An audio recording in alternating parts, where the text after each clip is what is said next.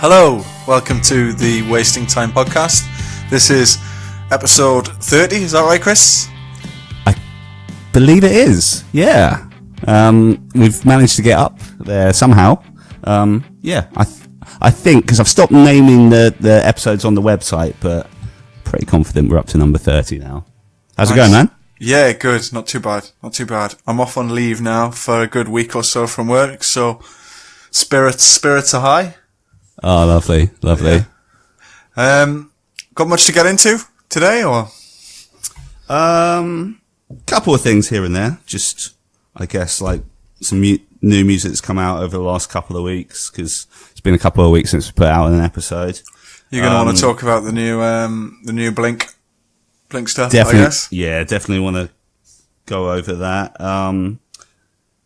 Before that, I'm just going to go back maybe a week before that, but like this one was of particular interest to you and me because it's a band that we're both long-time fans of, but Mest finally put out some new stuff, or a new song, which is the first song with the original four members of the band.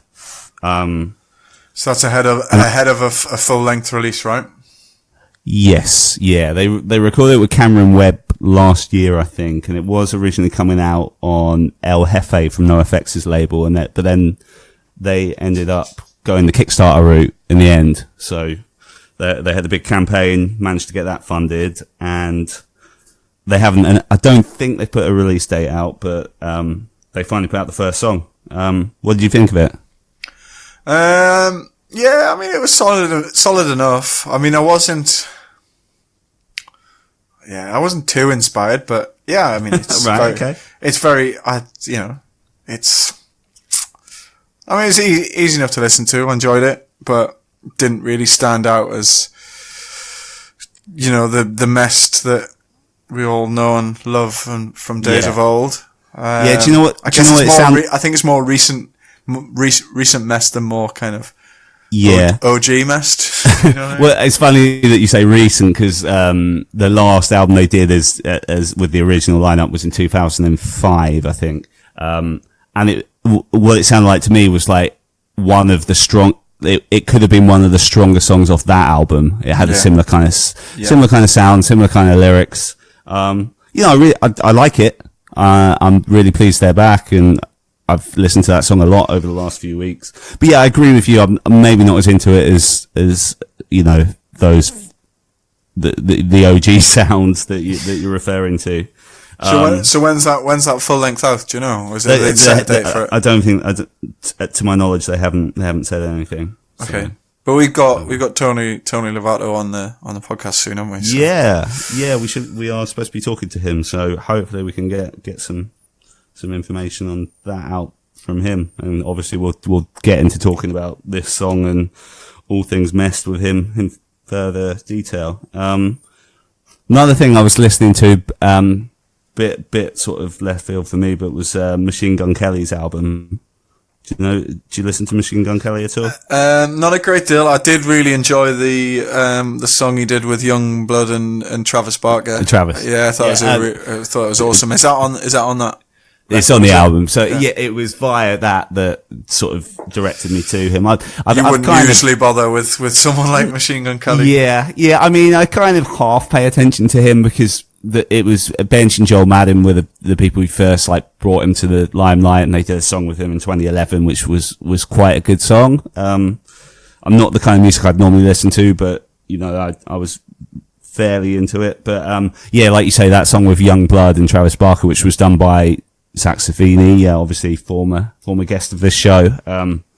Really strong song, I thought. I've had it on a few times. Yeah. What's nothing on the album that comes close to that, in my opinion. Okay. And see, I'm just not a hip hop guy, and like I wanted to like it. There were a couple of songs he's got some clever lyrics, and he just raps so fast. You're just like, how does he do that? But ultimately, it's not really my kind of thing. I was into that song with Travis and Young Blood because it's basically a pop punk song, isn't it? Sort of with a bit of rapping in it. Yeah. No, you haven't got any Tupac or or Biggie Smalls t-shirts sitting in the bottom of your drawers, have you? I have not. No, I haven't got any surprises like that. Fair enough. No, we'll probably pass that one by then. Yeah. But yeah, New Blink record being kind of semi-announced and kind of previews around that. Yeah, so we've got the album's called 9. The reason it's called 9 is that they're counting it as their 9th full length, and in that they're counting Buddha, which a lot of people never counted as an album because it's sort of like demos and stuff, isn't it? Yeah. But like, I don't know if you saw Mark Hoppus's explanation. He was like, some people count Buddha, some people count Mark, Tom and Travis Show, some people count Dogs Eating Dogs. So we've just decided to count Buddha. So this is our 9th album. Cool. So yeah, so we got the artwork, we've got a release date, September 20th, and we now have 4 songs they've released from it. With full songs? No, four songs, yeah. Okay. So I've heard, what was the first one they released? Blame It On My Youth. Yeah, I love that one, but I've only heard kind of previews of the others. Oh, okay. Have they actually released the full tracks? Yeah, they've released 4 singles, and there was Blame It On My Youth, which I thought you weren't that into, and then it was the fast punk one, Generational Divide. Ah, that's right. Yeah. But yeah, that's only a 45-second song, so. Yeah. Okay. Cool. And then since then you've had Happy Days and most recently Dark Side. Okay. I haven't particularly loved any of the songs until Dark Side, which is the most recent one. Yeah. Yeah. No. Yeah. I like Dark Side. Yeah. It's good. Yeah, it's cool. It's like, it feels like traditional Blink, in a good way. Yeah. Oh, I think should be a good one. Looking forward to hearing that. Yeah. Gets me really curious and looking forward to the album. So yeah, it should be when's that landing? September 20th. Nice. So a little while away still. Well, yeah, I suppose so. About 6, 7, 8 weeks. Something like that. Yeah. Cool. Anything else? No, I think those were the main things. Another little shout out to Max Collins, recent guest, really cool guy. His band Fitness put out a new song called Yellow Jackets, which is a really clever song. I think I'd recommend checking that out. Yeah, I'd give that a listen. I saw you posted it on our Instagram. Yeah, always happy to promote his stuff.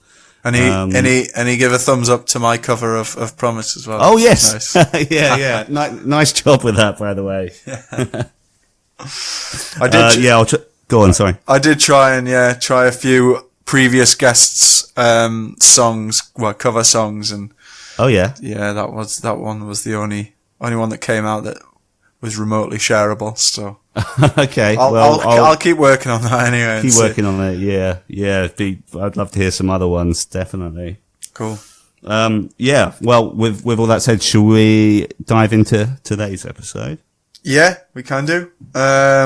So last week, what was last week? I believe it was a fortnight ago. Okay, a couple of weeks ago. Yeah. A couple of weeks ago we had Tom May of the Menzingers on our podcast. So we got into all things kind of upcoming tour, upcoming releases, and general, I guess, experiences within the music industry and his kind of upbringing in music. So yeah, here it is. Okay, so we are joined by Tom May of the legendary punk band The Menzingers. How's it going, Tom? Hello. Hey, thank you for the salutation. There you go. Man, I think it's well earned. Thanks. So you're getting ready to go out on tour now, Tom? Is that right? You've got some festivals and tour upcoming? Yeah, we leave in 2 days, actually. It's been a while since we've been on tour. We've been writing and recording a new record, which we actually announced and released the first single today. The record's called Hello Exile. Yeah, I'm stoked, man. We've been sitting on it for a long time, so it's always a giant explosion, an end to the anticipation when we can finally share it with everybody. And you put out the single Anna today as well, video as well. Yeah. It's super catchy song, by the way. Hey, thank you. My girlfriend, who knows nothing about your band, heard it just before, and she was like, "Fuck, this is really good." That's not often she'll say that about music I listen to. So that's amazing. a compliment. That's always like the best compliment because she clearly doesn't have like a nostalgic connection to any of our older stuff, or has like a preconceived notion of what's coming in. And then if somebody likes it, that's what we was a good song. It's always funny to share a record with family members, and like some of the songs that aren't meant to be singles and stuff, they'll be like, no, I really like that one in particular, and you try to figure out why they like that, this slow pirate song or whatever. It's like it's always interesting. Yeah, because I suppose, like, when someone's listening to something as a fan, and obviously you have a lot of diehard fans, you want to like it, don't you? So it's always kind of cool to hear it from someone from a completely unbiased outside perspective, and for them to like it. So yeah, that's cool. Absolutely, yeah. So you'll be playing quite a bit of the new stuff on the upcoming tour, or? On this tour that we're starting in 2 days, we're just going to play that song, Anna. Maybe we'll play some of the other songs on nights where we're feeling it, but usually we'll just play. I mean, we haven't really rehearsed the other songs really hard in the last couple of weeks, so we'll probably keep playing them during sound checks and stuff. So what does your kind of pre-tour routine look like then? At the moment, obviously, you got a bit of downtime, or you just kind of just chill out and relax? Or? It's usually a hurry up and wait situation, but then forget shit anyway. So, like today, I made a list of everything I got to pack. We started chasing things down, figuring out like last minute supplies that we need to get, and then the last 12 hours before we leave is kind of just like sitting around waiting for people to land from the flights and that kind of shit. And then, it's always a little weird because you don't want to just. It's like when you leave your house and you feel like, oh shit, maybe I'll have the stove on or something like that. There's just that little creeping dread feeling the entire time, except you're going to be gone for 4 weeks. Yeah, sure. And is it are you playing like a festival on Thursday first before the tour kicks in? Yeah, we're going to Long Island and playing a festival at Take Back Sunday. Some other bands, I think is like a great way to kick it off because we'll be playing a live set and we'll be getting ready and getting back into the groove, but it doesn't carry the same responsibility as like a headline show, for lack of a better term, responsibility. It's like we're going to play a shorter set, not everybody's there to see us. It's kind of Of course, yeah. I don't want to say there's less at stake, but it's like a good, nice little ease into it all. Nice, and then tour kicks off on Friday. Then the headline first kicks off on Friday, and there's like one or two other festivals in there as well. We're playing a festival in Montreal and one in Rhode Island.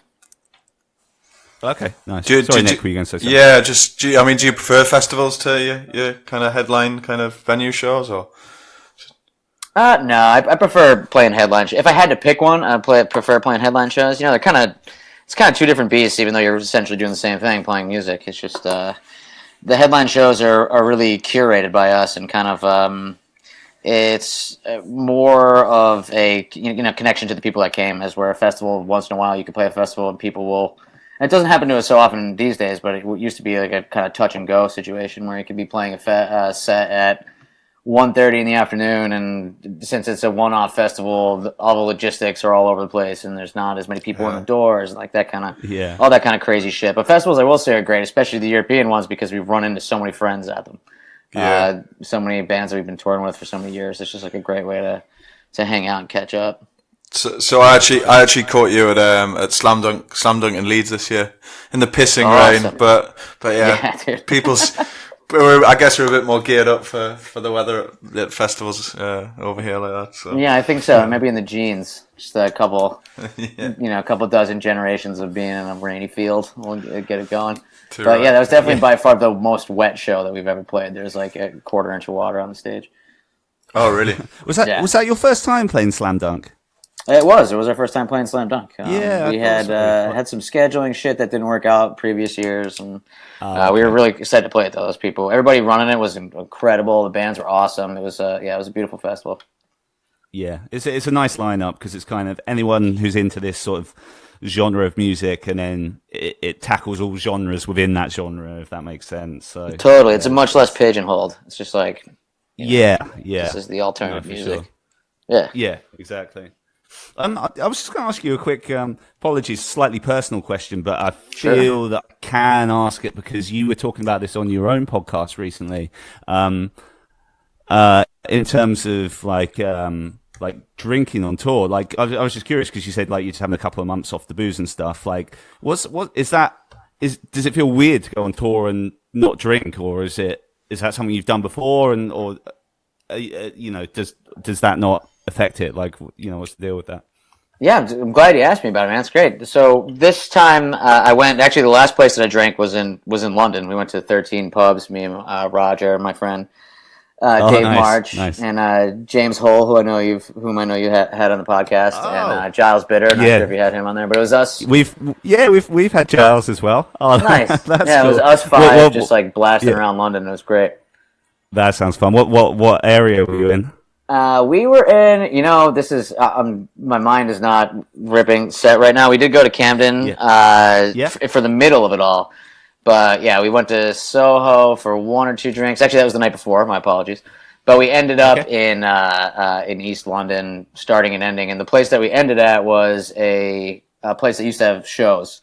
And we took a shot of Sambuca, and that was it for the last 90 days. It's actually day 80 or 81, I think. Yeah, it's been. Wow. Okay. Oh, so you're quite far through it. Yeah, I thought your podcast episode on that was really interesting. That's why I just wanted to, just ask you about it. Yeah, I really appreciate listening. I really appreciate you thinking about it. It's funny, of all the podcast episodes I've done, I've talked to more friends, old friends, and people who are fans of our band about that episode than any of the other ones, and kind of it seemed to resonate with a lot of people. Especially, I think that we're getting to this age where a reexamination of the habits of the 20s is kind of like, I was able to drink this much, but now I'm old, so I get 2-day hangovers, or I'm not, I'm not where I want to be, or there's so many things I could say about this. I did do a tour one time where I didn't drink. I had a pact with our drummer, and we didn't drink for like 40 days, and then on the last day of the tour, I got shit faced in Nashville. It was so much fun. I probably drank, like 9 Guinness and went for it. But this time around, it was very interesting in that the first 20 or 30 days of the sobriety thing, and maybe because it coincided with the weather, and maybe because we went to Brazil and Spain for the first time and had a quick, like, 1 week long tour, there was almost a mania that ensued. It was like a manic explosion of happiness and productivity. And then after that 30 days, just a smash right in the face of everything that was, I guess, leading me to drink so much in the first place. And that kind of, like, in itself is kind of petering out now. And I'm actually thinking about just not drinking again. So there's 90 days that come up in like a week or two. I think I'm just going to keep it rolling. Oh, nice, man. Nice. Yeah, it's weird. It's definitely weird on tour, to answer your original question, is that you get to a place at 5:30, or you get to a place at like 1 in the afternoon, but 5:30 rolls around, and then just put out 2 cases of beer and a bottle of whiskey, and you're like, all right, well, this is what I'm expected to do now. So it's like, it can get wild pretty quick. Yeah, no, of course. Yeah, I love that you mentioned James Hall as well. Just on a real quick side note, like, I think we've had lots of cool guests, but maybe one of my favorite episodes we've done was with him, because he's just good company. I love that guy. Yeah, he absolutely is. I need to listen to that. Of all the people I've run into in this life and have experienced with and sat around with, nobody makes me, like, brings out the, like, I guess the wit and like I don't know, good talking like James Hall does. I always feel so comfortable just hanging out after. 30 seconds go by, and next thing you're back at it like you were the year before. It's perfect.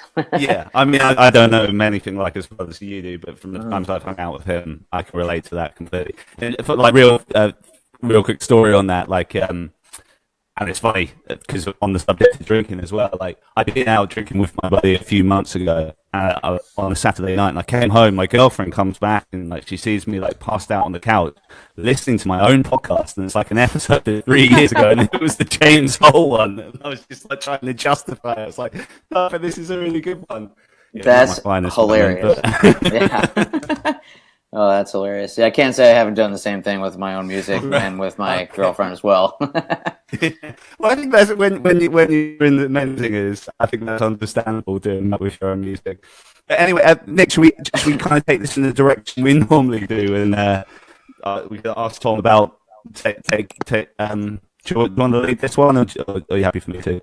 Well, yeah, I guess we kind of just go back to the start a little bit in terms of with our guests, in terms of how they got into music, and what influences kind of growing up, and when it kind of all started. So I don't know if you want to take us way back when. Sure, man. Yeah, it's actually interesting that you brought that up. I was writing about it the other day. Cool. All right. My first musical kind of memories and associations are with being at family events and parties at my grandparents' house specifically, and my aunts and uncles were really, they're very musically talented. My uncle majored in voice in college, and my aunt, I think, majored in voice. I'm not sure, but they were good. And my grandfather would play an Irish tin whistle, and then one of them would play piano, and they'd play all kinds of traditional Irish folk songs, some pop songs, and some like your typical church songs, and like the shit that you learn on piano. And I just remember being so happy when that happened. It was just like the best thing ever. And we used to go to Irish music festivals when I was really young. And those were just some of the like happiest and most exciting experiences. So I think I associated music with that and always wanted to be able to create that kind of joy or create that kind of interconnectedness, I guess. And it's just fucking awesome. Like you hear a bunch of drums going and you start, you can feel it inside. Yeah. It's like some people are addicted to like, I don't know, mountain biking or whatever. Anything that gets you feeling really alive and get your brain moving really fast. And I always found that music did that for me. And then after that, it kind of turned into listening to a lot of the radio in the car when my parents were driving. There'd be like a soft rock station. What kind of stuff? My dad would listen to a classic rock station. And I have no idea how the radio stations are in the UK. Actually, that's not true. I have a great idea because I love listening to the radio in the UK. I love BBC radio. And I remember the first time that we got there, as soon as we got there, the subtle cultural differences and those little snippets that you'd glimpse into British culture that I would hear on the radio while we were driving around the van. So good. I just loved it so much. Just like the dry humor and kind of like even just a commercial just sounds so proper. Because in the States, if somebody wants to market us a certain way with a commercial, they'll use a British person to sell you the product or whatever because it adds a tone of sophistication and luxury to it. Or like it's pretty, it's fucking great. But here there's like dozens and dozens of private stations, each with their own theme. These days, they're all kind of owned by the same 4 or 5 companies, or the same 1 or 2 companies. And Clear Channel owns a majority stake in most of the things on the airwaves after it's been deregulated. That's definitely a different podcast. But we had one that was a classic rock. So it would be mostly, they had every Tuesday they would play Led Zeppelin for like an hour, that kind of station. So I remember listening to that with my dad, and it'd be a lot of like Bob Seger, that kind of stuff. My mom only listened to a radio station called Magic 93 in Scranton, which was it wasn't quite easy listening, but it was soft rock pop hits from 1985 to, I don't know, 1995 or whenever it was that we were listening to it. So a lot of like, and the only CDs that my parents had in the house, or well, tapes, I guess, back then, was Genesis, Billy Joel, and the Eagles. And then this guy, Harry Chapin. So that was the first exposure to kind of like pop music and rock and roll music. Yeah. Okay. So when did you start getting into something sort of on your own volition? Like, in 5th grade or 4th grade. Okay. Yeah, so I was probably in 4th grade. We started playing violin at school, so all the kids took a music literacy test, which I don't know if any of the kids are musically literate, because come to think of it, like you just took this test and then they picked you for violin or chorus. So they split you up. If you scored higher on the test, they went you to violin. Probably had something to do with like the custody of the violin and all that. But yeah, we played that, and I remember they had this district-wide arts competition within the public school system in Scranton, Pennsylvania. And you write a song, submit it. If you win, you get to go to a dinner and get ice cream. So I was like, yeah, fuck yeah, I'm entering this. And I entered in a song and recorded it onto a tape on my grandparents' digital keyboard. And then it got an honorable mention, so we got to go to the dinner. It was pretty great. But that's the first time I remember getting into my own area and being like, yeah, I can make, kind of like dumb songs. And by meaning dumb, I mean just like no expectation of where the melody ends up. So you can like walk around the house and make up something. That's kind of just, I remember feeling that and knowing that and just kind of that coming kind of naturally. Cool. So when did you start to kind of get into bands? Was it kind of your high school years, like teenage years, or? Yeah, it was like early teenagers. So like maybe 12 was when I started to play guitar, I think, or maybe 13. And we had a neighbor who had an older brother, or my best friend growing up, Nick, his older brother Jody, played in a band in their basement. It was like a Green Day cover band. And I just remember hearing how loud it was and just being like, oh yeah, this is for me for sure. and that was led to that whole thing of trying to find instruments on.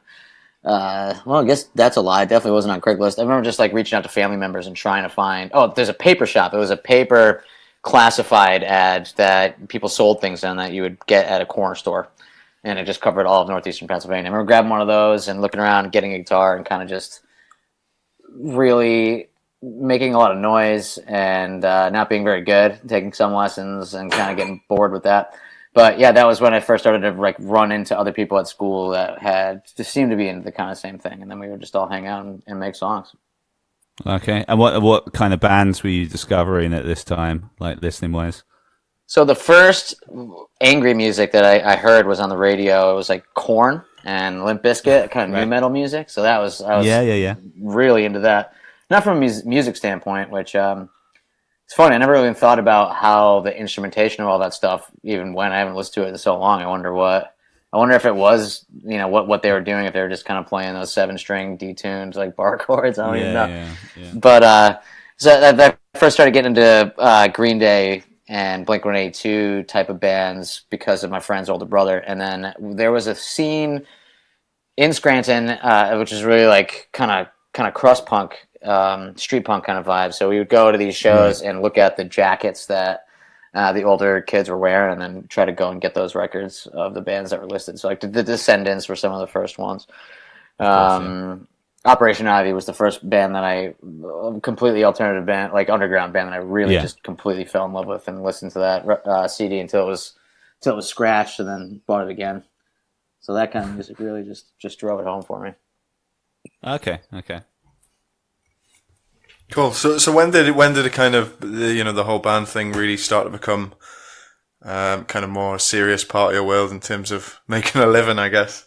So that I guess so. The last time that I needed to get a job besides the band was in 2012. So that was 7 years ago. That was a year that we did a bunch of tours with the Bouncing Souls, and we just kept on touring. But before that, much before that, when we started the band or in high school, before that, we decided that this is what we were going to do. So I was extremely fortunate especially after seeing how so many other bands operate and realizing that they didn't have this part that we had, and that was that we were all on the same page. So we decided, hey, we're going to do this for a living. So it doesn't make sense. Like, you don't miss a show, you don't miss a practice, you don't make decisions that are going to get in the way of the goal. So we were really fortunate in the fact that everybody was on board for that. We were able to work together, and we get along amazingly. But that was way back then. We kind of just decided that that's what we were going to do, and it was really hairy for a couple of years, and it sucked. And then we moved to Philadelphia in 2008 to be, really focused on it, so that we could be around other bands and play shows all the time. And that was we moved in like July, and then in October was the global housing crisis and market crash. So we ended up moving at the worst and the best time. It was the worst because we couldn't get jobs, and there wasn't any money. But it was the best because all these alternative venues started to pop up all over the city because there was no, it was too expensive to play at a bar. It was too expensive to do those kind of things. So I think it was like it was a very fortunate and unfortunate kind of mix of things that came together. Really so had you already recorded like a couple of demos before you all moved out to Philadelphia? Yeah, totally. I guess I skipped a couple of years there. That's cool. Yeah, great. We used to have I had a tape 4-track in high school, and then that broke, and I had one of the first Zoom digital 4-tracks that I can remember. That was like we only had one input for like some nerd talk. It had one input. You had your one preamp, but it had a couple of digital effects built into it, which was really awesome. But I'd just sit in my room and make music with it. Yeah. So I would record the drums from a keyboard, that kind of stuff, and then we started to play in bands. And I remember going to the studio for the first time. I drove past the studio and then went in and was like, hey, can my band record here? And the guy was like, I guess so. There's like, they didn't have a website or cell phones and that shit.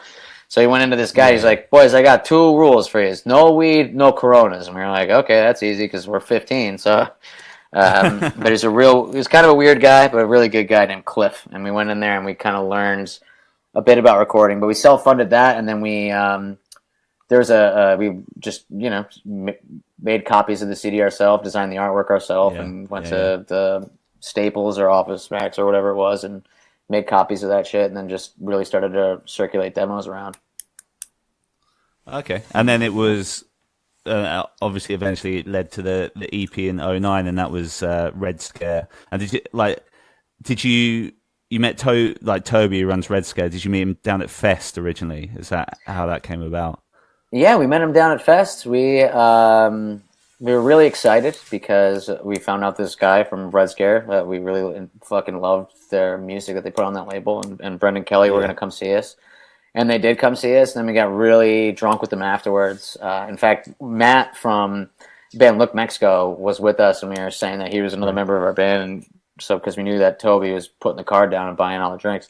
So we got really drunk. I believe he got too drunk and had to get left in an ambulance.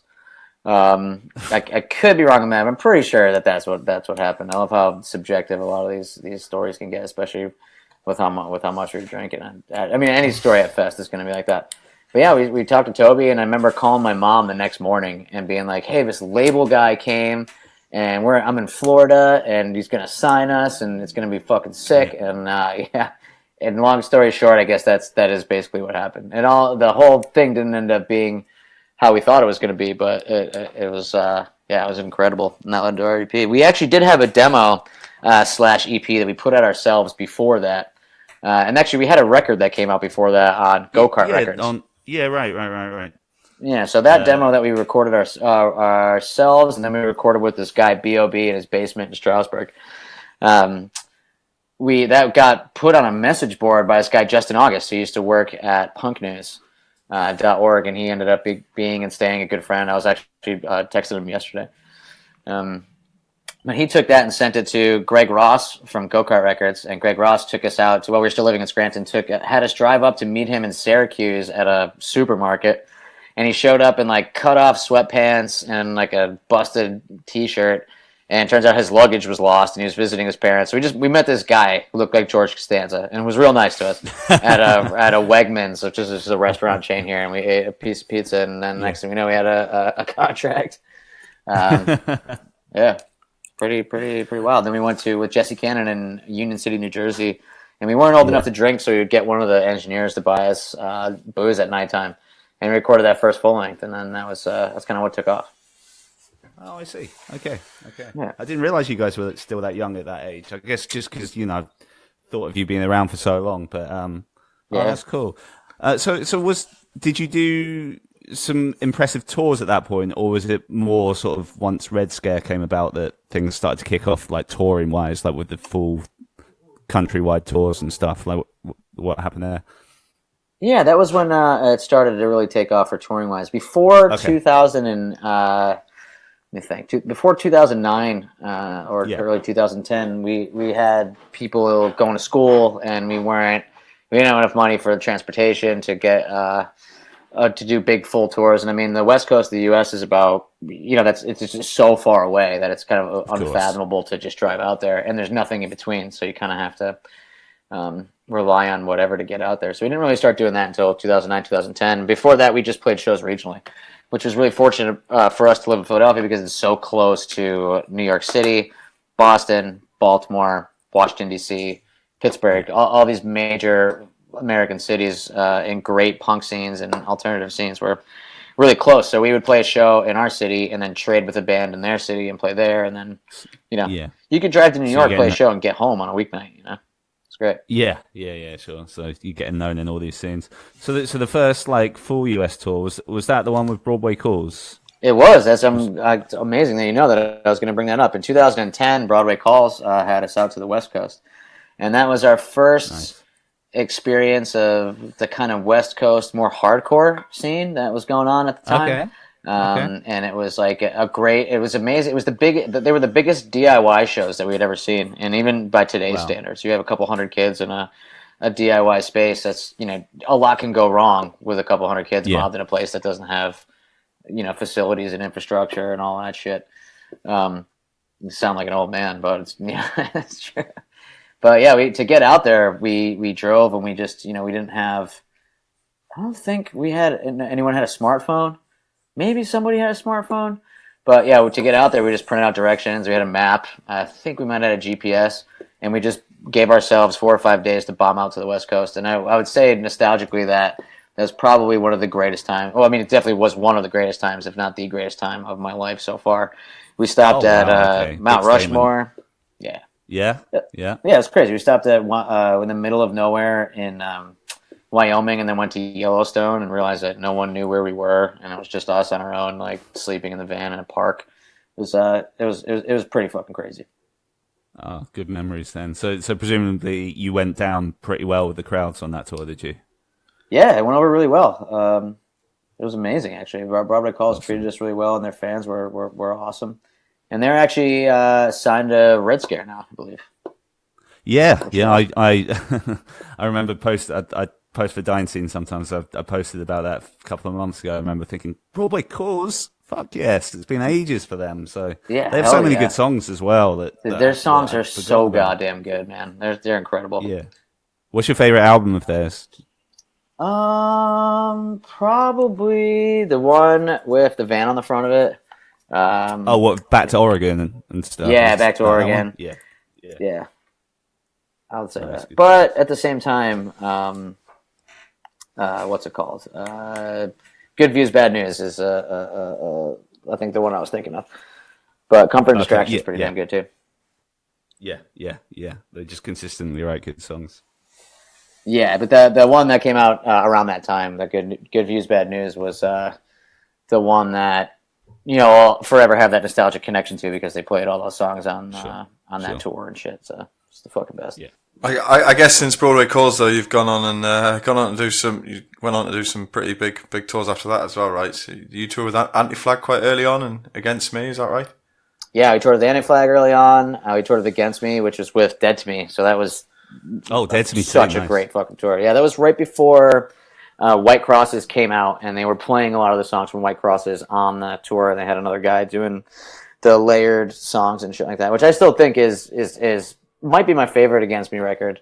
It's definitely, I think, they're most underrated for whatever that's worth. I fucking love those songs so much, and I think they're damn good. But yeah, that tour was amazing, and we got to be really close friends with Dead to Me, which we've maintained that friendship too. So there's a couple real good ones. We did some. I mean, looking back on it, we've done so many tours, but after that, some of the biggest ones that we did were a Rise Against Arena tour, which was absurd and beautiful. And more recently, last year, we played a bunch of what they call sheds, I guess, like outdoor amphitheaters with The Offspring and Sublime with Rome. Oh wow! Which those two tours that we did are so fun for us, because we get to the shows aren't very good. Now, the Rise Against one, some of the shows were pretty good, but nobody, of 9,000 people in the audience, nobody knew us. But with such a large production, it's easy for us to just kind of get lost in it and really just do our own thing. You get to the place, you drive a van and trailer into a stadium, and then you get to run around. Like, our dressing rooms were the visiting team's locker rooms for some of these bigger places. Wow. Yeah, it was cool. And they say, like an army marches on its stomach or whatever, and they're not lying in that kind of tourist capacity, and that the catering is amazing. You're just eating great food and running around like a maniac. So it was so fun. Well, I mean, was there a defining point for you guys where you kind of realized that you kicked on to the next level from those early days? I mean, was there, a particular tour or record where you really think that, right, well, this has actually become a real big thing now? Yeah, absolutely. We love to romanticize some of those milestones as well. One of the biggest ones was flying together to the West Coast to meet up with Epitaph. So they bought us plane tickets, and I think some of us had not been on a plane ever in their entire life. Wow. And it was the first time I ever flew it was like the longest flight I was ever on. And they flew us out there and put us up in a hotel that was next to a diner that's in like a bunch of movies and stuff, and they shoot movies at the hotel. And it was all within walking distance of that big street in Hollywood where the Chinese theater is and all that. And we went to Epitaph, we got there, and they had a cookout for us. And we just sat there and smoked cigars with Brett Gurwitz and drank beer while he just told us amazing stories about the founding of Epitaph and some of our favorite bands and some of the shit they used to get into, and it was just wildly surreal. And also we realized, hey, we're like, it's like the movies. It's like that thing you do. They flew us to the West Coast, and we're like this hotshot rock and roll band. A dude had our name on a placard when we got off the plane, that kind of shit, and he like picked us up in a giant black SUV. That was one of the biggest milestones where we kind of looked around and we were like, oh yeah, we made it for sure. And was there a deal on the table after that meeting then, or? Oh yeah, yeah, totally. I mean, they didn't even have to do the meeting. They don't even know that, but we would have just signed that shit without reading it, probably, especially at that point. But yeah, so you guys you're still with them, right? Yeah, we had one contract with them, and then the last record that we put out was the last record that we were bound contractually to put out. So we signed another contract with them. So we're just gonna keep it rolling. Nice. And was the first album with The Impossible Past? It was, yeah. So we did On the Impossible Past, Rented World, and After the Party were the records that we did the first round with Epitaph. Got it. That first record with them, that was kind of like a big thing for you guys, because that I feel like as a fan, that's like when Punk News, Absolute Punk, all those websites, anyone who's into the scene, everyone was just talking about that album when it came out. Like, did you, when you first released it, or like released the previews of it, were you kind of conscious of the reception it was getting pretty early on? Yeah, that was a skyrocket of a record for us. Like when we put that out, things changed in that we started to be able to play bigger shows. We had to turn down tours. Bands would be like, "Hey, can you come on tour with us?" And we'd be like, "Well, we already have a tour, then we can't do it." That was when we started to get a team of people to work with us. So we have Tom Taff. He might have been I could get the timing wrong, but Tom Taff is our booking agent in the UK, and he does the UK and mainland Europe and some other parts of the world. And our booking agent Phil Badiato, who was working with us before that in the US, was doing all of our tours in the US. And our manager Tim Zahodsky, it's funny. I just texted. Texted somebody about him this morning. They said they'd met him for the first time, and I said that I think that he might be the best person I know. And he, at that point, we all started to work together to really kind of make it all happen. And yeah, sorry, I deviated away from your question about the reception. Okay. So the way it was received it really kind of like made you high. It was like, man, we can't really, like, this is insane. Every review that we've read was a good review. Like, people, I think that was a record where people really started to root for us. And I think that, like, thinking about how a lot of bands have, like, not necessarily a shtick, but they have, like, an aesthetic and a vibe and that kind of stuff. And I think that was where we started to form ours together, and not necessarily consciously, but started to realize that we're kind of just, like, at that point specifically, everybody's band. Like, people really wanted to root for us because we seemed like them, and we seemed like their friends or their cousin's boyfriend, or whomever. But people really just started to be like, all right, there's these 4 guys from Scranton that put this record out, and they really, really started to root for it. And that felt really good to have lots of people that listen to music and lots of people that write about music, and especially lots of other bands were just really started to root for us. And that, most people are going to go their entire lives and not have that kind of reassurance or backing in anything. And it's just that's the one thing I think that really laid a huge foundation for our band that we're still building on. And it's nice that you're clearly very conscious of that and aware of it. So yeah, it's cool. Just that, I think that record just resonated with so many people. Just, as soon as like the good things kicks in, there was something cool going on there. And it's funny how we wrote that too, man. We wrote that in we wrote a bunch of the songs over a couple of months, but a huge bulk of it we just wrote in like 2 weeks before we went to the studio at Greg's childhood home in Lake Ariel. His mom went and stayed with a family member, and they let us have free range of the house. And my brother and Greg's brother they lived upstairs and like slept upstairs of the house, and they were doing like a landscaping business. No, they were working for the golf course. And we just, all 6 of us just hung out and, went on the back porch, talked about life, got hammered, then went back in and wrote songs. So it's just explosion. Just on that, I mean, how do you guys work then in terms of your writing? Obviously, both you and Greg sing, and is it a real collaborative collaborative thing where you come together as a group and write, or is it a bit more kind of, each of you brings something to the table and see how that... It's definitely a combination of both. Like, we'll bring songs to the table, or chord progressions, or a groove, or maybe an idea, or a couple of lyrics, and then we really just try to build it out of there together. Yeah, the four of us. I mean, we'll always send acoustic demos, so there's always like a slew of acoustic demos that you can see. We actually released something called, for On the Impossible Past, it was called On the Possible Past. And that was a collection of the demos that we recorded in our kitchen at the time in Philly that we were meant to release as an acoustic album on Red Scare. And then and that's what Epitaph heard and decided to sign us. And then those songs, a bunch of them became On the Impossible Past. So we still maintain a bit of that approach in that we'll make demos, they're acoustic versions of songs, maybe put some effects or keys or something in the background. And then we'll bring them to practice and really try to hammer them out. I would say that on this upcoming record, we didn't reinvent ourselves or any kind of stretch of the imagination like that.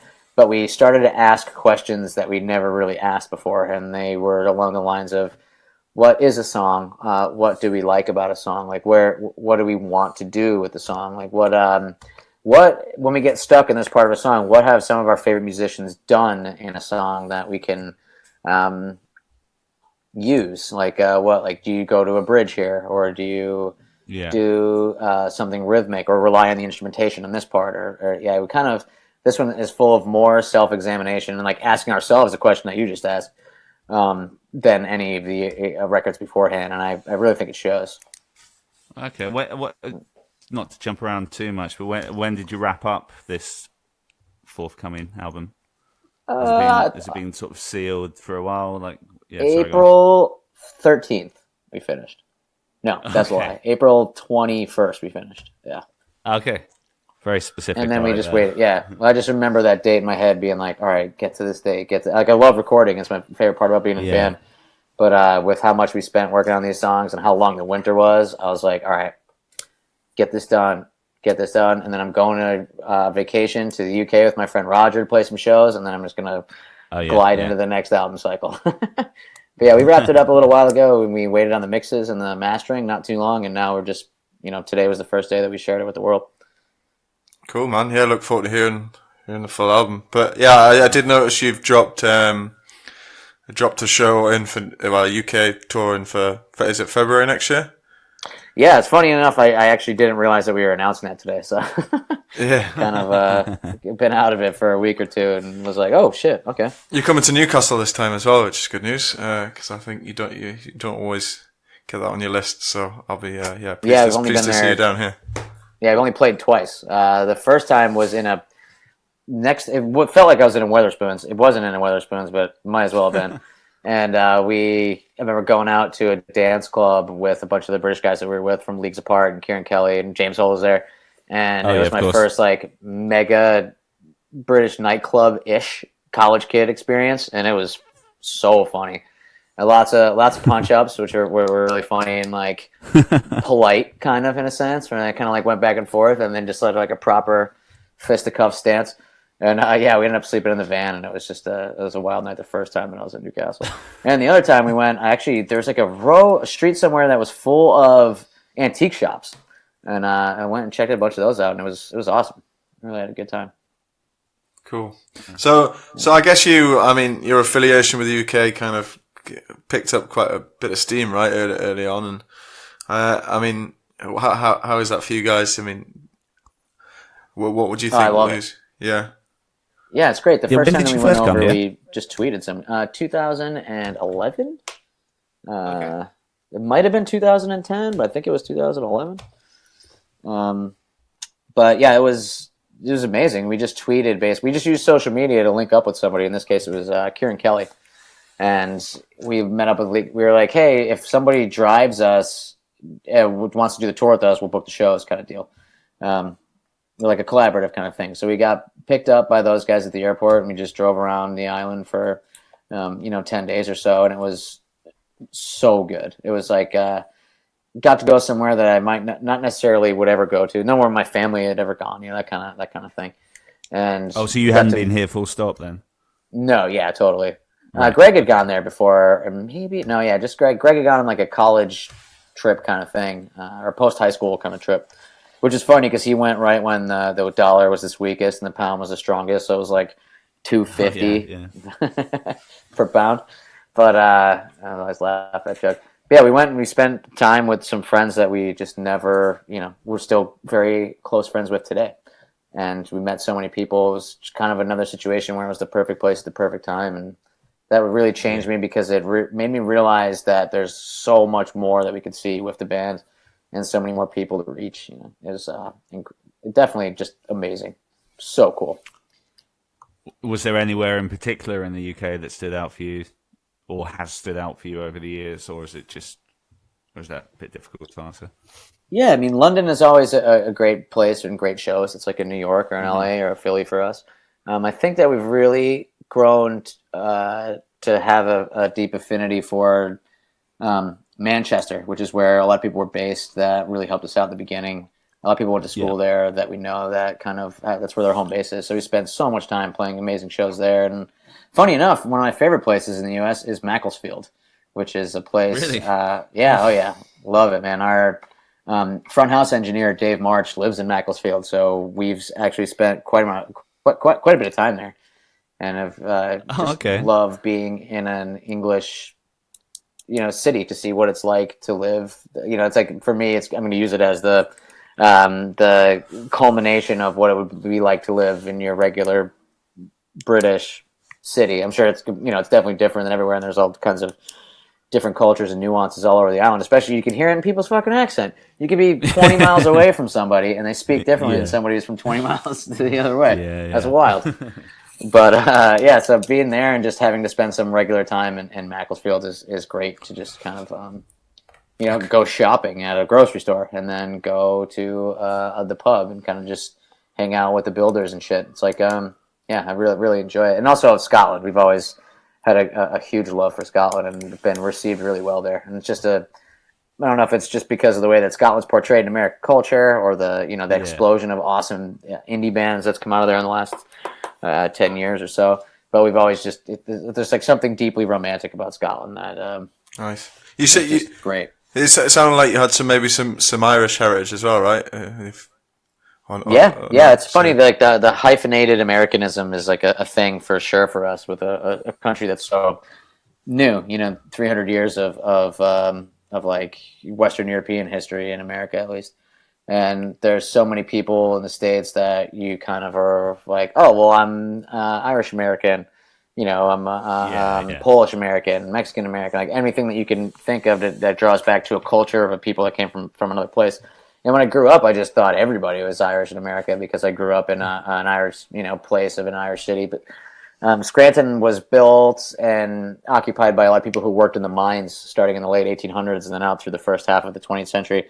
So there's like a rich kind of like not segregated, but like there's pockets in the city of strong ties to various places in Europe. So there's like Polish people, Italian people, Irish people, and that's reflected in the church culture and the festival culture and the restaurant culture. And I kind of, for me growing up, the connection to the Irish heritage was extremely strong for me. It was something that really brought our family together. And we had kids come and live with us every summer from Belfast during the orange marches and the kind of shit that went on in July. They would come and live with us to get out of the neighborhood.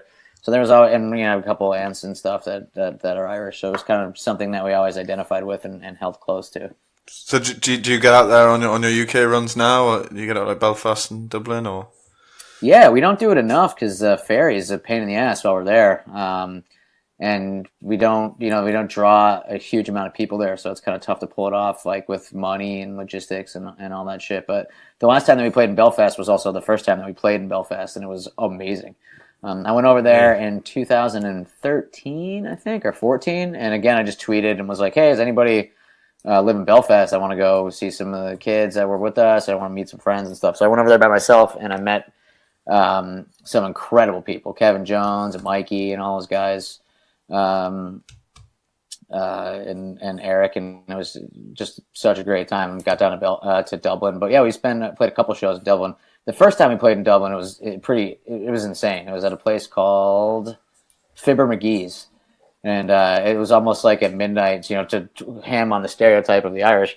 But it was almost like midnight. Everybody just turned into a gremlin, and then place just turned into a complete like insane chaos. There's like fights, people. It was the first and I think only time that I ever saw a bouncer bounce somebody like they do in a cartoon, where they grab them by the shirt and grab them by the belt and then threw them out the door. Wow. That was that was wild. But that aside, it's just so fun to be there, and it's like, you know, it's a conflicting thing, and it's kind of bizarre to have like such a connection to identify so hard as an Irish American, but you're not really Irish, and you know, you're certainly American. So it's kind of like almost like Irish Americanism has taken on its own kind of overly romanticized and for whatever it's worth, you know, kind of course on its own. And not to say it's not a thing. I mean, more people who are Irish live outside of Ireland than live in Ireland, you know, so, I mean, because so many people moved away. Yeah. But yeah, the whole thing was just a really, I don't know, fascinating thing. Yeah, I remember seeing Flogging Molly playing in Seattle once, and then what was his face? Dave King, is that his name? And he was just like, "Is anyone here Irish tonight?" And like, basically the whole crowd cheered, and I was thinking, well, you know, American Irish. I'm guessing most of you are.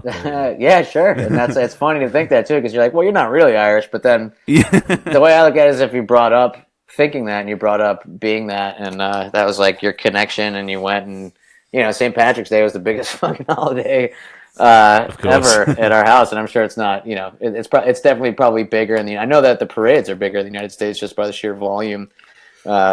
But yeah, that's just like a really funny thing to realize that, you know, the people in Ireland don't behave the same way, the same culture. We actually celebrate St. Patrick's Day in England more than we do St. George's Day, which is obviously English patron saint day. But yeah. Oh yeah, that. I mean, St. Patrick's Day is just more fun, and you know, it's kind of like in the States, it's definitely an issue for people to get together and get drunk, and for, you know, places to just behave outrageously. But, you know, I have nothing against it. Yeah. Anywhere else in Europe that stands out for you outside of the UK? Yeah, that's tough because everywhere. For us, when we first started going over, Germany was the first place that really received us in the mainland, and it's still the place where we have the strongest shows and the oldest friends. And that was like, oh man, that was the first place that we went to where you know English was not spoken. I mean, the Germans are really good as a whole. At least the people that we run into are really good at speaking English.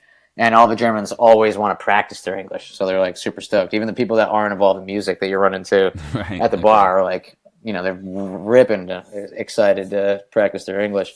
But yeah, Germany. Yeah, just seeing the history of we're kind of a bit of history buffs, and we're really especially into kind of 20th century history and the Cold War and some of those facets of you know, like American internationalism and how complicated and fucked up it is. But the history in Germany is so tied to the Cold War and so tied to our area, with so many members in the military that were stationed in Germany, and just like so many people in Pennsylvania. Actually, you talk about hyphenated Americanism and Irish Americans. Pennsylvania, the largest heritage group is actually German.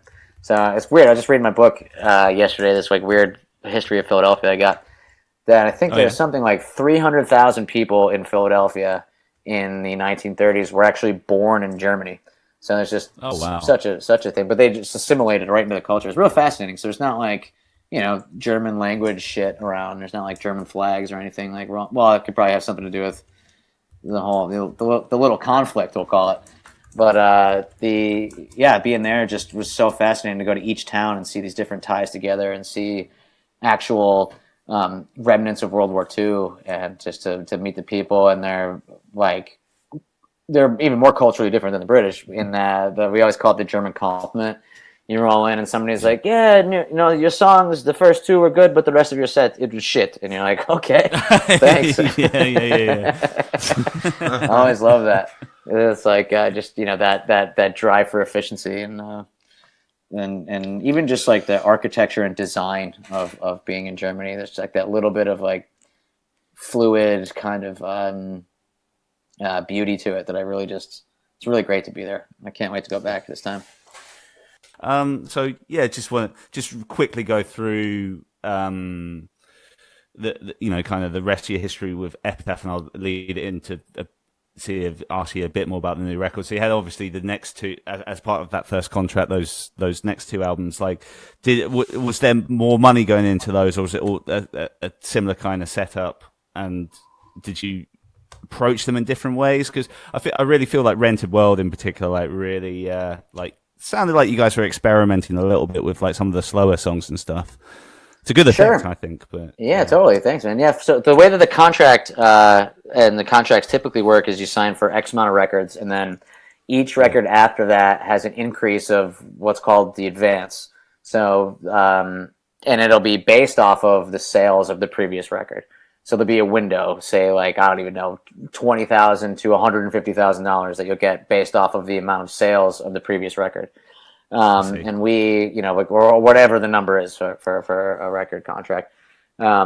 We did have more money to put into it, which we did and didn't, I guess. We definitely, so I'll just talk about Rented World, I guess, after On the Impossible Past. So for that record, we recorded it in Philadelphia, and it was the first time that we recorded an LP in Philadelphia. It's actually the only time we recorded an LP within the city limits.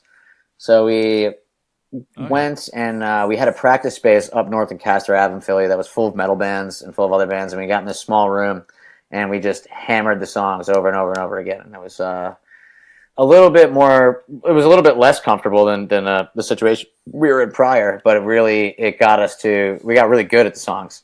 So we were really prepared when we went into the studio. And that time, we did experiment a little bit more. We bought a couple of new guitar pedals, and we really wanted to kind of see what we could do outside of like the downstrokey punk stuff that we had in the past. So we thought that we could, but what we wanted to do was kind of expand outward in a little bit. We didn't want to intentionally make a much darker record or anything like that. But we went and recorded with John Lowe at Minor Street, and we did the drums and bass live, which was something that we haven't done before that, so that was like a challenge, and it kept us on our toes, and it also brought in a dynamic to the recording of experimentation in the studio. So usually we would kind of just go in and re-record our demos and add some tricks and shit like that in the background. This time we went in and did a little bit more of like, well, this guitar line could sound better with this effect on it, that kind of shit like that. And then, I put that out. And then the third record, after the party, we went and met up with Will in Conshohocken, which is just right outside the city. Will grew up here. He's like one of the most Philly people that I know. I love that guy. So I could talk about Will for another hour if you want. But we went and we met him in the studio. And after that decided, within meeting him for like 20 minutes, I was like, yeah, we're definitely going to record with this guy next, because he, the amount of focus and his just level of excitement was so big. So this time after the party, we went in same way with our demos that we recorded. We went in and recorded them, but this time we sat and we looked at each song and we started to chop it and fly parts around and be like, no, well, what if we wrote a bridge for here? And then we'd go back into the room and we would write a bridge. So it was that kind of more focused approach really kind of brought us to another level with the records. And I think that we should get better as the years go on. I mean, we're only practicing more and more and more. Hopefully we'd be able to get better at our instruments and challenge ourselves a little bit. And that's where we're left off. We kind of just took a continuation of that for the next record. Okay. Who's the next record with, or have you not announced that yet? I don't know if we announced it yet, but we recorded it. Actually, we took pictures in there and shit, so we totally announced it. I don't know what I'm talking about. We recorded with Will Yip again at Studio 4. Oh, again. Okay. Yeah. Okay. So you clearly had a good time with him last time. Oh, yeah, the best time. He's recorded with some pretty big artists and stuff. So his range must be quite good, given the different genres he's dipped in and out of, just from the little bit I know about him. Oh yeah, he's the fucking best. And there's a new song on that record called London Drugs, right? There is, yeah. What's that all about? Or are you gonna hold that back until we hear it? Yeah, I'm gonna let you hear it. Are you gonna release any more singles in the build up to October release? Yeah, definitely. Yeah, for sure. We have some actually kind of really fun special stuff planned for those that I'm really excited about. That Yeah, I don't want to get it. I don't want to get into it just because I don't want to ruin the surprise. But I'm actually really, really stoked for some of the stuff that we got going on. Okay, Really fair. Cool. We're looking forward to it. Well, what we usually do is we have a little quick fire round we do with some of our guests. So we'll rattle through that. Hell yeah, I love it. And we can let you be on your way and enjoy the last bit of your time up before you get out on the road. Fuck yeah, man. Thanks. Chris, do you want to go with the first question? So the first question is playing in the band or solo show? Oh, playing in the band, for sure. Is that what the question was? I had to choose between one or the other? Yeah, sorry. Yeah. Cool. We should have made that clear. Yeah, totally. I guess Chris... Too naked the other way, man. So have you done quite a bit of the solo stuff then? Is it just a kind of little bit of the thing you do on the side and fill your time when you're at home? Or? Yeah, it's mostly, I'd say most of the time we do it for kind of favors to friends, charity events, that kind of shit. And the one that I did with Roger, I really wanted to try to push myself to get more comfortable with speaking publicly. It's funny because I could play in a band in front of 9,000 people or even more at some of these festivals, and I have no problem like screaming something or getting really excited about it. But just articulating myself in public, that's like, as to most people, it's a kind of a horrifying experience to try to captivate somebody or maintain their interest or be articulate. And I thought that, and it really was a good time to do that with Roger. It was just a really fun kind of and challenging emotionally and intellectually. And I just really was happy to do that. Cool. Okay, the next question is the Bouncing Souls or Anti-Flag? Oh man, you can't be asking me a question like that. I'm gonna pass. I don't know if I could really pick one. Not just because they're both my friends, but they both hold very similar and very different places in my heart. Cool. Okay, we're probably going to get a bit harder for you, this, isn't it? Yeah, I'm guessing this next one might be a pass as well, but I'm going to fire it at you anyway. So next one's Apologies I Have None or Great Cynics. Oh man. God, you can't be doing this to me. These are my friends we got here. We're gonna have to restrict your passes. Yeah. I will say I've been listening to Pharmacy a bunch recently by Apologies I Have. Yeah. Good. Although I fucking love Great Cynics and I love Giles Bitter as a songwriter and as a friend. Nice. He's a lovely man. He is a lovely man. Yeah, he's the best, dude. He's the fucking best. Okay, you should be able to answer this one anyway, without offending anyone. Sure. It's East Coast or West Coast? East Coast. Rented World or After the Party? I'm going to go with After the Party. I'm hoping that I can always say the most recent record. I've got Third Eye Blind or Eve 6. Third Eye Blind. So Eve 6 did the song from the X-Files movie, so I'll give them that. But Third Eye Blind is my girlfriend's favorite band. It was like the first alternative band that she got into. And at first, I hated it because she fucking played them all the damn time. And then after listening to it over and over again, I really, really like it. It's been ingrained in you. Yeah, it's stuck. Yeah. Favorite pop punk band? It's tough because of the different eras, But if I had to pick one, I guess, can I pick Green Day? That's kind of like, is that cheating? Yeah, that counts. That's all right. All right, cool. That was easy then. Nice. We got favorite food? Soup. Really? Yeah. Okay. And I get to use it as an umbrella too, because there's so many different flavors and textures underneath that. But I gotta say, for sure, soup. Cooking some right now. Favorite TV show? The Wire was my favorite TV show all time. Followed in no particular order by like The Sopranos, The X-Files. Sopranos, X-Files, Mad Men, Breaking Bad. Yeah, those are my jams. My favorite show that's on right now that I've been watching is on HBO. It's called Los Spookies, and it's hilarious. Oh, I haven't seen that. It's made its way over here just yet. They usually come a little bit behind. Sure. Time. We got favorite movie? Children of Men. It's a movie that came out in I think 2008 with Clive Owen. I think it's a British movie actually. Yeah. Yeah, I remember it. I've never seen it. I know the one you mean though. And it's so good. Finally, what's your favourite modern UK punk band? Which might be another tough one for you, to be fair. Yeah, that is a tough one. I guess I would probably have to say. I mean, I have to say Apologies. I I think they're still playing, right? Yeah, can I use that? Yeah, they are. Yeah. That was my guy. Yeah, I love them so much. We played a lot of shows with them, and we did one mainland tour with them. And besides being good buds, I really just love their music so much. Yeah, they're cool. Actually, they played our first London show that we ever played. It was awesome. Oh, really? At Old Blue West, yeah. Old Blue Last, nice. This is a cool venue. Yeah, played there myself a few times. Yeah, no, they're cool guys. We got a lot of love for them. We've had obviously James and their former singer Dan Bond came on, who's a really cool guy as well. So. Danny to me was I love that guy. He's like the quintessential. He reminds me of the quintessential like British, not extra, but like British character of a World War II movie, like an American movie. He just has that look to his face. His accent is like, to me, not placeable anywhere on the island, so it's just like quintessentially British. Yeah, he just that guy's the best. I like that guy. Yeah, cool, super sweet guy. Yeah, great. Yeah. I guess like we're pretty much there. I think. So anything else like you'd like to share about the new album or anything, or like we pretty much? No, man, I'm really stoked. I will say that I think that one thing I'm just because it was on my mind, I'm excited about with this new record is that we really try to challenge ourselves to get the best. Well, write the best. All that shit about writing songs goes unsaid, but from a nerd point of view, we tried to get the best tones on this one without hiding behind recording tricks. So it definitely sounds a little bit more live and maybe a little bit less polished than our other records, which is okay. You can take it or leave it, but I think that's the part about this record that I'm most stoked to hear what people have to say about. Happy days. Guitar shit, man. Cool, yeah. Looking forward to hearing it, dude. And yeah, looking forward to seeing in Newcastle in February. I'm sure. Chris, you'll blast, man. Chris, you'll be at the London show, right? Yeah, I'll be at the Forum. I'll look forward to that. The Forum.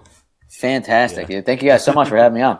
No worries. Yeah, thanks so much for giving us your time as well, and I hope this tour with the Sidekicks and what's it, Queen Jeans is a lot of fun for you guys. Yeah, I'm pumped, man. It's gonna be amazing. Thanks a lot, dude. Nice one. Cheers, Tom. Hell yeah, cheers. We'll see you guys. And that was our chat with Tom May of the Menzingers. Just want to thank him again for his time.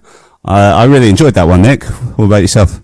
Yeah, for sure. Yeah, sounds like there's a lot of activity at the moment with those guys. Yeah, and it was cool that it happened. They put out that single Anna and announced the forthcoming album Hello Exile on the day that we did that interview. Yeah. But like it's funny. It was like one of those ones. Like I really like the Menzingers, so I was pleased we were talking to him. But like I'd just come back from holiday that day, and like when you're just not in the mood for that to do this kind of thing sometimes. But as soon as we got talking to him, I was just like, oh, this is going to be a good one. And yeah, really enjoyed it.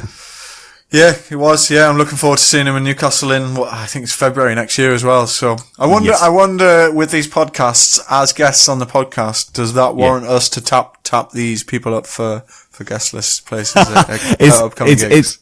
It's funny you say that because I saw Sleeping with Sirens announce the tour. And they're coming through London in like sort of mid-November. I bet a ticket's not cheap for one of their shows either.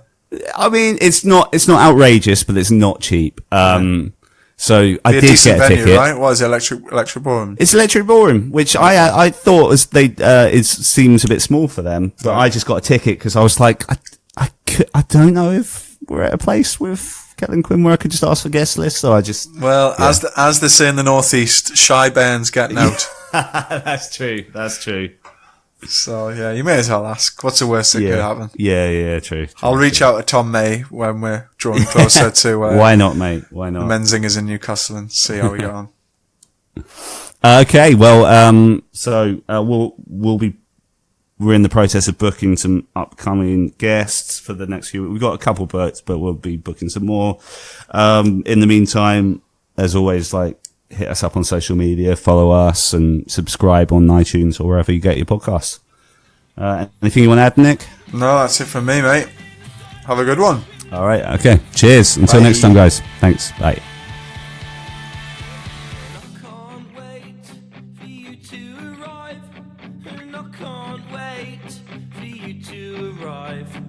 Knock on